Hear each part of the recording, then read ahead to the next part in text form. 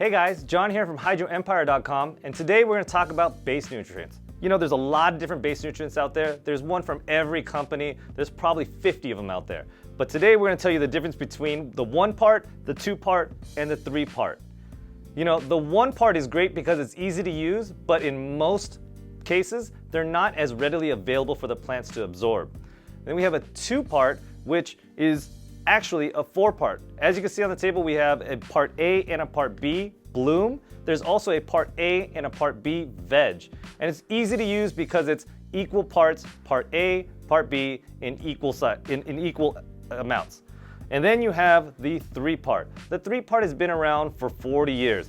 Everybody knows the 3 part and everybody's tried it, but it's not the easiest to use. You know, there's a micro, a grow, and a bloom. And everybody has a different ratio for it. Some people go 1, 2, 3. Some people go 3, 2, 1. Some people go 1, 4, 6.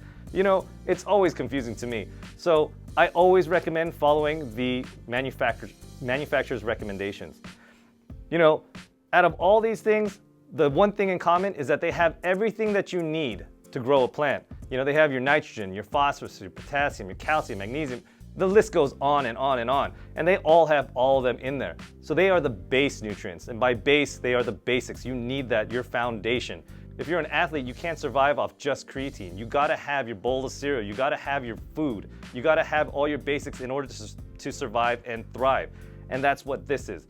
Don't get me wrong, with this, you will do great, but you'll do even better with supplements. You want your bloom enhancers and your carbohydrates and everything else that we have, but this is your basic food groups that you must have. I got a great pro tip for you guys. The nutrient brands always have a recommended dosage for their nutrients, and I always feel it's a little bit high, and it all depends on what kind of strain you have and what kind of situation you're in. If your plants are lush and green, I say you're doing great, and if your plants are starting to burn on the edges, you may be gone a little bit too far. I always start at half strength, if not quarter strength, and go from there.